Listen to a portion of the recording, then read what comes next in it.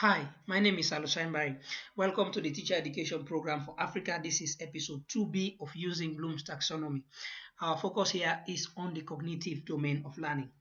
Quick reminder to the quote for the episode today is, if you have to put someone on a pedestal, put teachers. They are society's heroes, by Guy Kawasaki.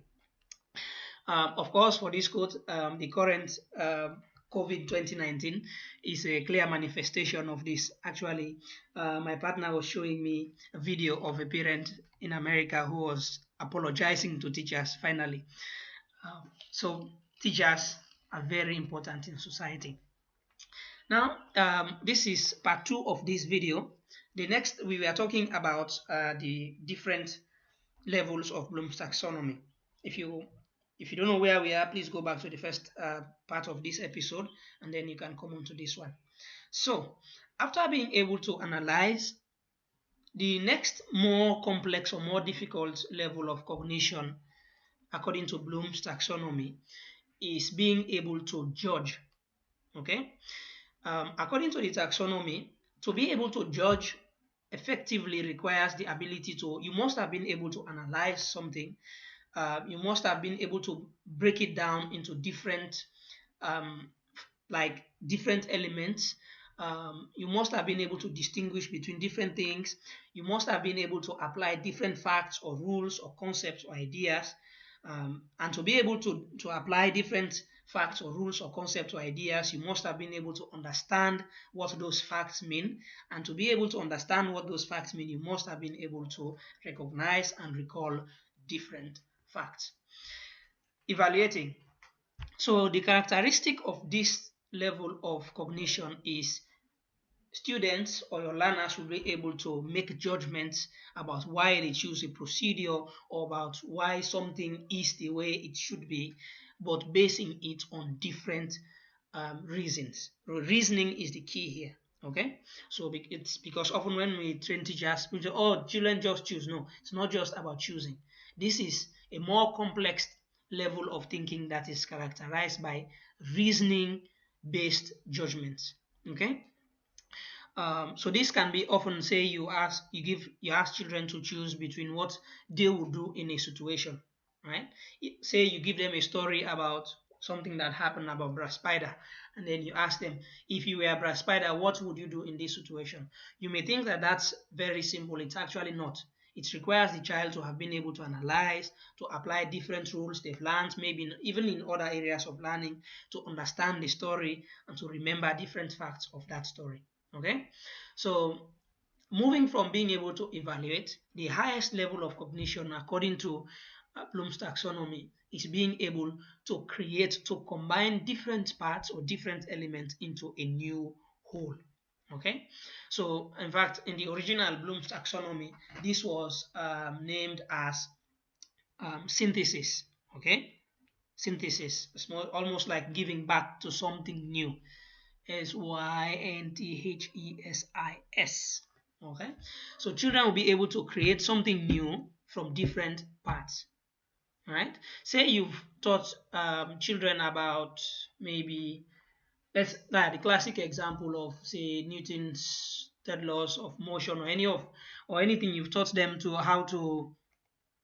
You've taught them, say, maybe the importance of having rules in a society, or say you've taught them about sanitation in Freetown, for example, okay? And then you ask them to create a new set of laws to be able, or ask them, how can you sorry, I'm trying to think this through.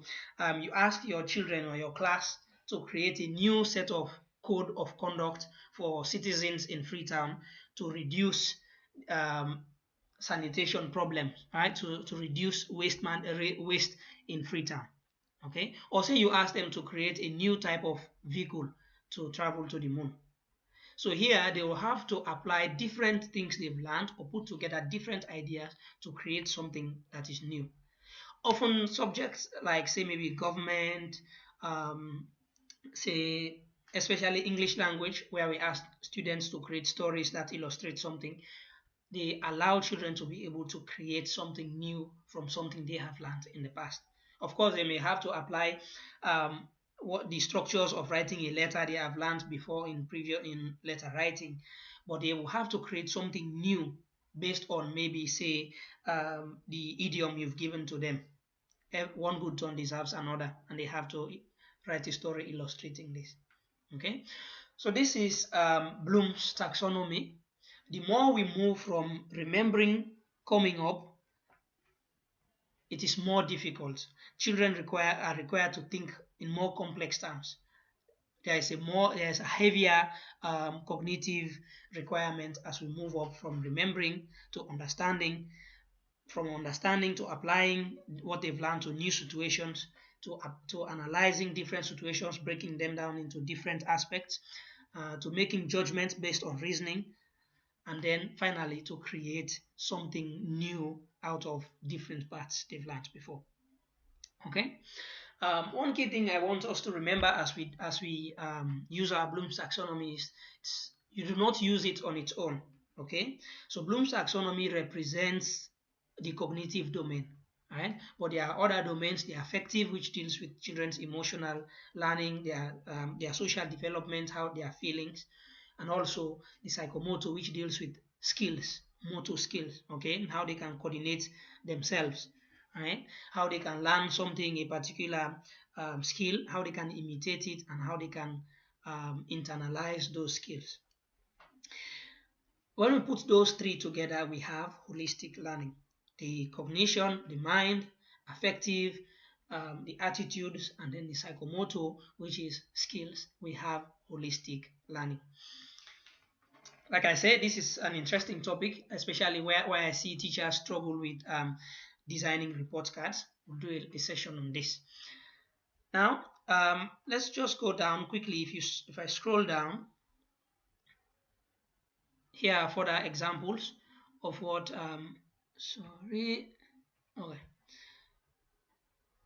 further examples of Bloom's taxonomy. So there are different verbs, and I'll give you links to these resources. I read through lots of articles on this Bloom's taxonomy.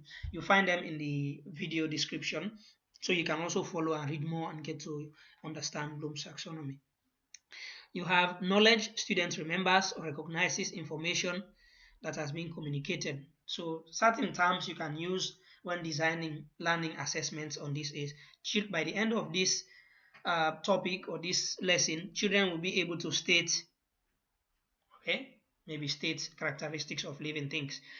Children will be able to write common characteristics of blah blah, whatever it is. Next is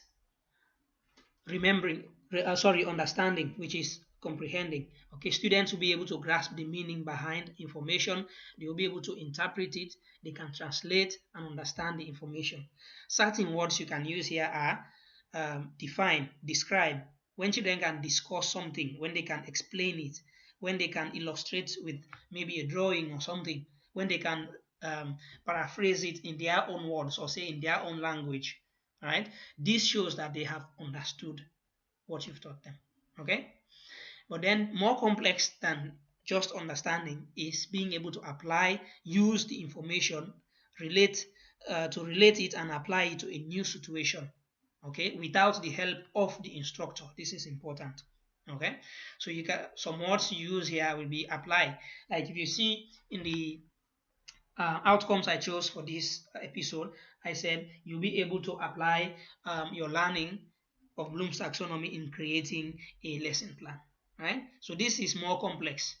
So I want you to be able to think in this level, okay? So apply, demonstrate, dramatize something, okay? To prepare, to solve a problem, applying what they've learned, okay? He taught children, say, maybe Pythagoras theorem, and then he give them different problems. They are able to apply this to solve that problem, okay? And then we'll move on to analysis, where your students will be able to discriminate, organize, and scrutinize assumption and attempt to identify evidence from a conclusion. So words you use here are analyze, compare. When you ask children these questions, compare and contrast, okay? Differentiate. It is not just when you copy this from past question and answers, okay? It's about children being able to distinguish, to break down something. Synthesis, this is actually in reverse order.